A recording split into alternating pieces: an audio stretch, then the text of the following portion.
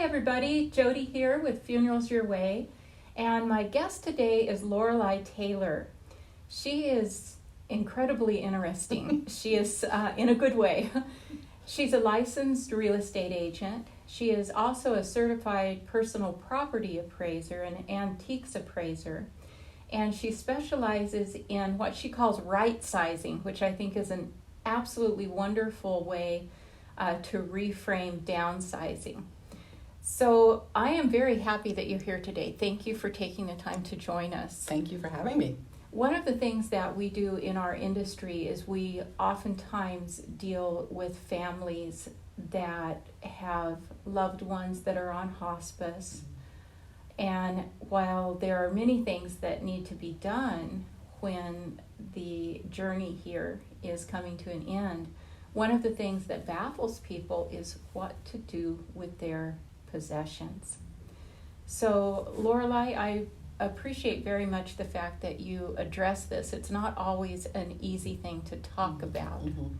So I know that people will come to you and ask for advice. What would be some of the things that you would tell people if they were coming to you and telling you that they had a house or an apartment or something that they were just not too sure what to do with the possessions of their loved one? Yeah, no, that's a great question. And if you have about 6 hours, I can tell you all about it. And yes, I do get those phone calls, and sometimes their loved one is out of the house but still alive in hospice, off-site, or perhaps they've just passed away, or perhaps they're still in the house. So there's some legalities to that, and that's we could have another session another day talking about those. If the person's still alive, you have to be very careful not to really disturb anything in the house. A lot of people will start, their heirs or their children or their spouse will start giving things away, but we should probably wait until actually, they have left this world.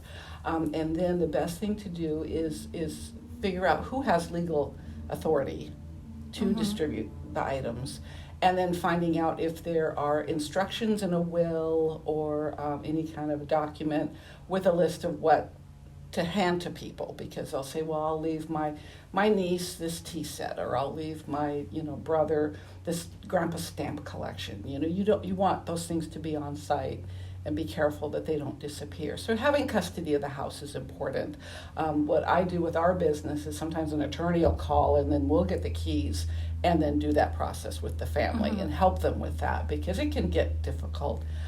So the most important thing is figuring out what's in the house, what needs to be distributed, and then once everything is empty, then we can deal with the sale of the house. And also, because we have a design department, we can renovate parts of the house, although in our market right now it's really not necessary generally. But so I think the most important thing initially is figuring out who's in charge, who has the legal authority to distribute the items, and then finding a company such as ours that will come in and figure out what you have. Once you can distribute the items, is determining what it actually is, because I know that too that somebody will think, oh well, these little tchotchkes here are something from Native American art and baskets, or I know a big one's Navajo rugs. A lot, that's a big thing. People, this is a Navajo rug, and it's worth hundreds of thousands of dollars, which there are some that can be, but actually it's not. It's an import, and just a quick look will tell you that. So it's determining what you have before you decide how to get rid of it. I think those are all excellent points, and one of the most important things, I think, for me and for us here is to realize that while a person is still here, even if they may have only moments of lucidity, it's important to respect that they are still here and their possessions are theirs. And we see oftentimes conflict arise because people have a misconception as to what things are worth.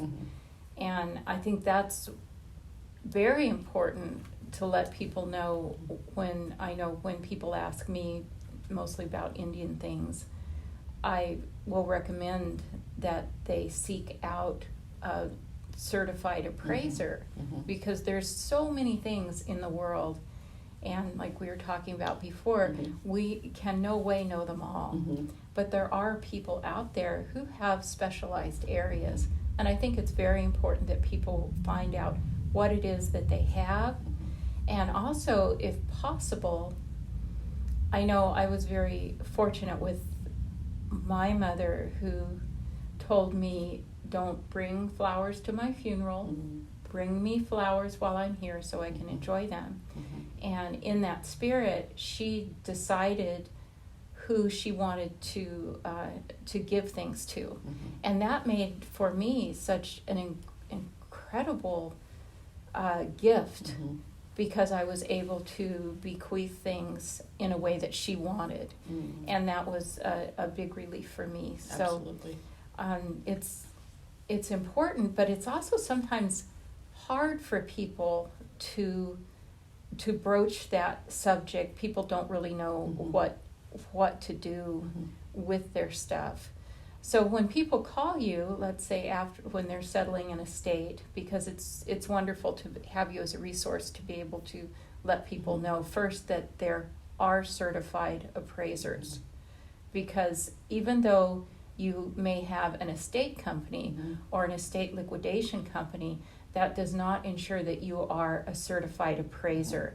The two are very different. And having a governing body and also having certain courses and requirements in order to become certified, I think become very important in this. So if nothing else, thank you for bringing that to our attention, that people such as yourself are out there to help. So when somebody has something and they're wondering perhaps what it is, what does that look like? If somebody brings something to you or calls you over to the house, this is Grandma's stuff, how would kind of talk us through that process a little bit? Oh, sure. And that's frequently it will be the trustee or the person who's legally in charge of liquidating the estate, or it could even just be people pre-planning. And I know you guys do a great job of allowing and inviting for pre-planning, and that's the best, because then those T's get crossed and the I's get dotted to save it for. So it can happen either, if someone's just right-sizing into a different place and they have these things, or someone's settling an estate. So how that looks like is they'll have me over. I take an inventory of the items. And then I, for a certified appraisal, there are certain legal requirements for that. So I have to, they love to text me photos and say, hey, we have this in our garage, what's it worth? I said, well, it could be a lot of things, but for a certified appraisal, I need to touch it, see it, measure it. I have to document the condition. And if it's art on the wall, I need to have it off the wall so I can see it, because that can affect the value. And I never will say, oh, here's your picture, just by a photograph. So I go over, document it.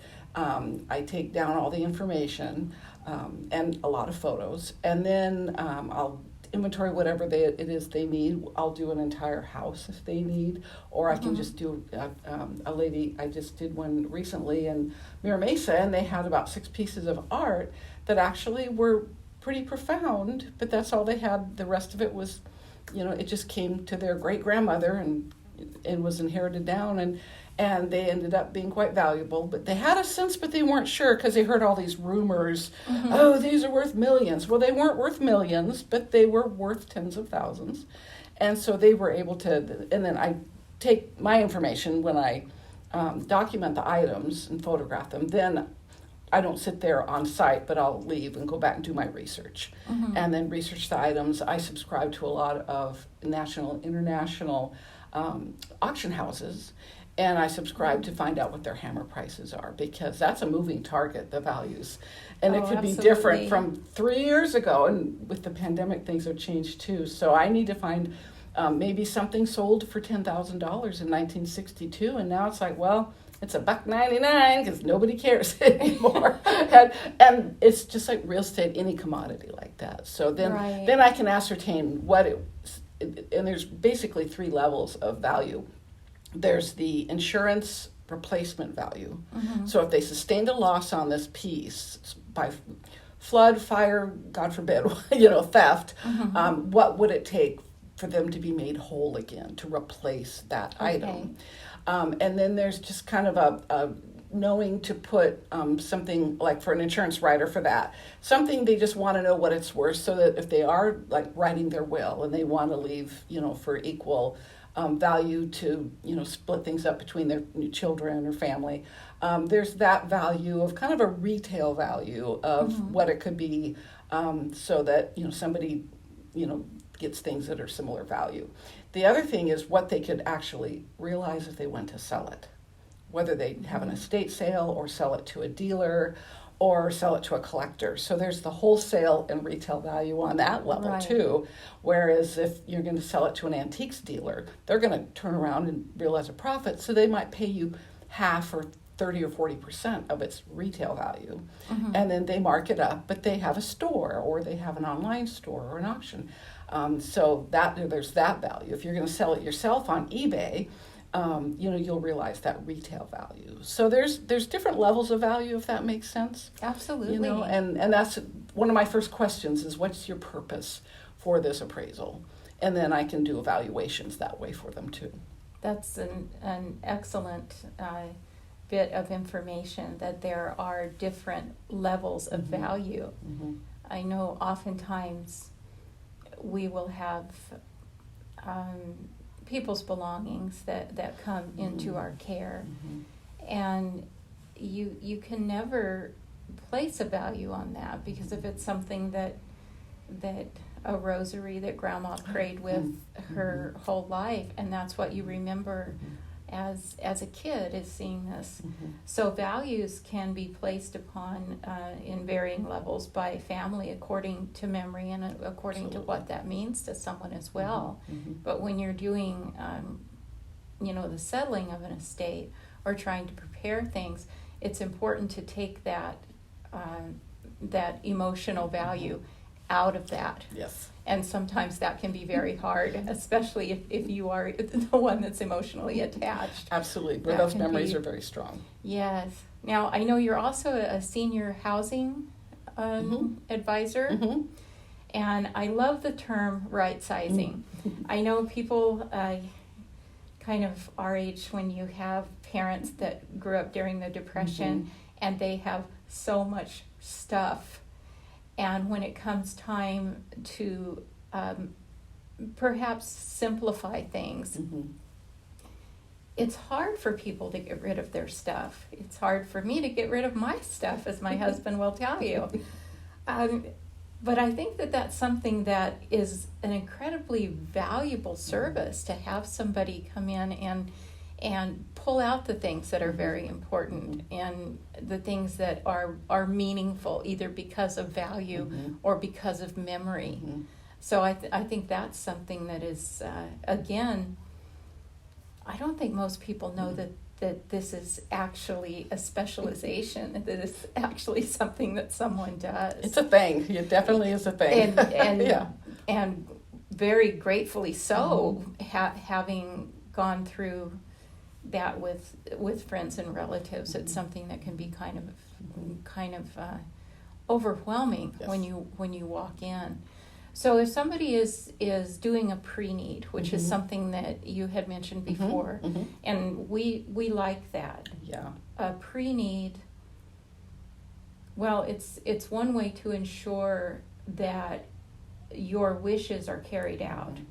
So by having a pre-need through a funeral home such as ours, you pre-plan and prepay, and there's never an increase in price. So that's something that your relations don't have to think about.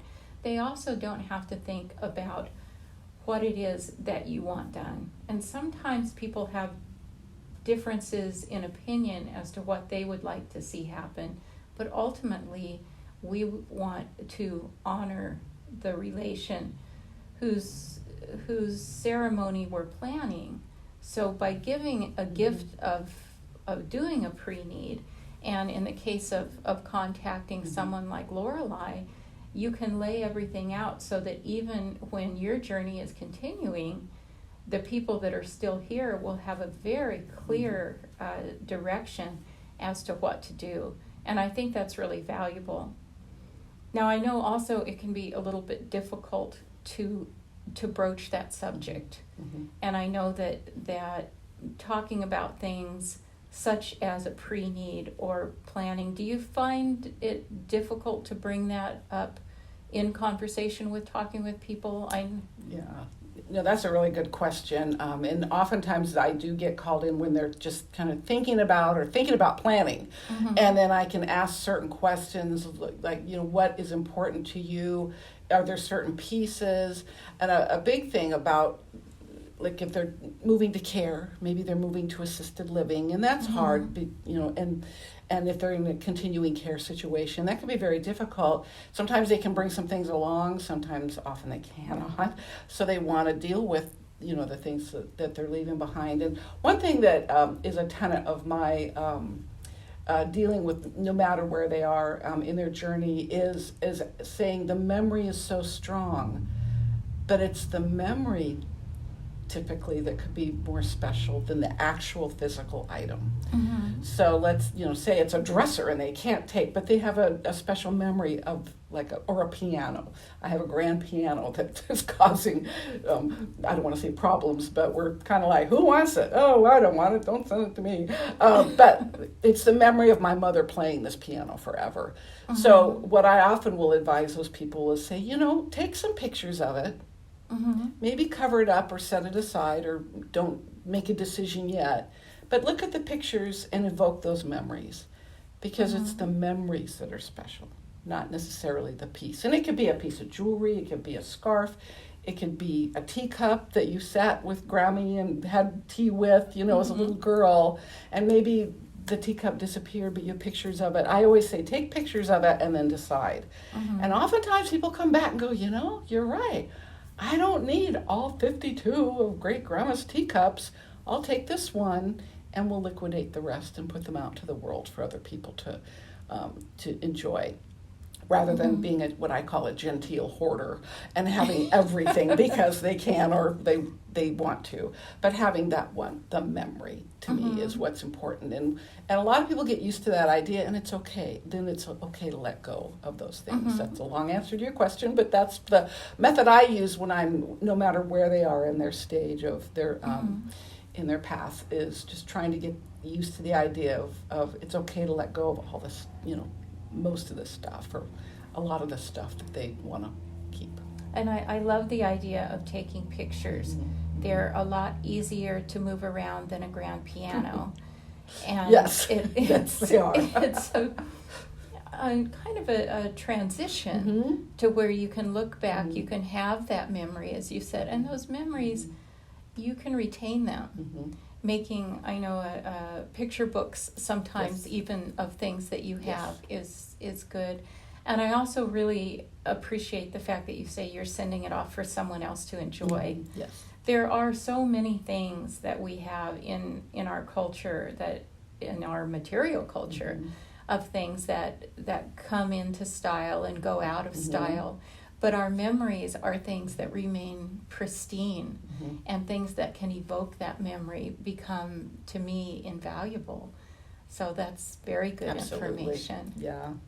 And I've lived it myself, because I have special memories tied to things, and I don't want to be a hypocrite.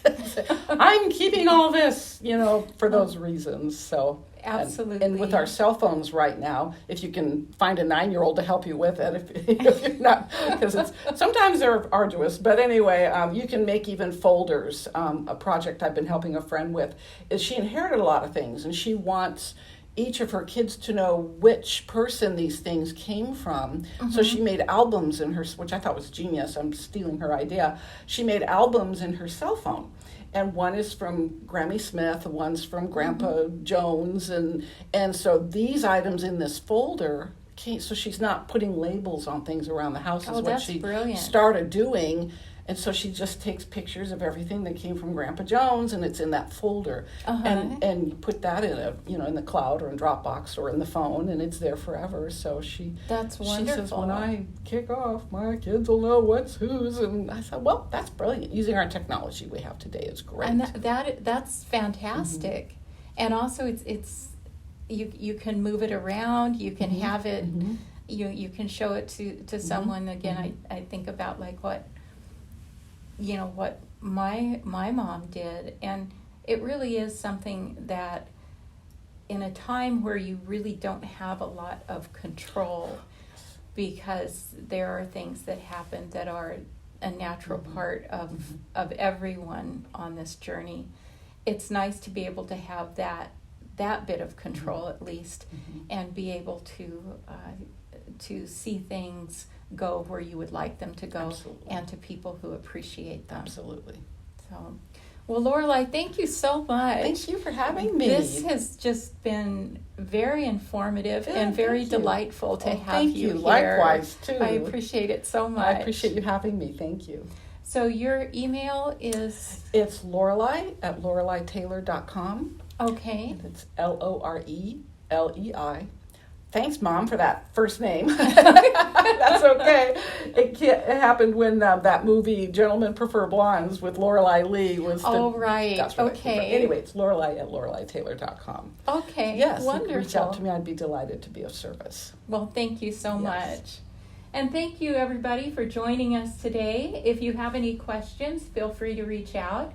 info@funeralsyourway.com. I'm Jody, and this is Lorelei. Thank you so much. Take care and safe travels.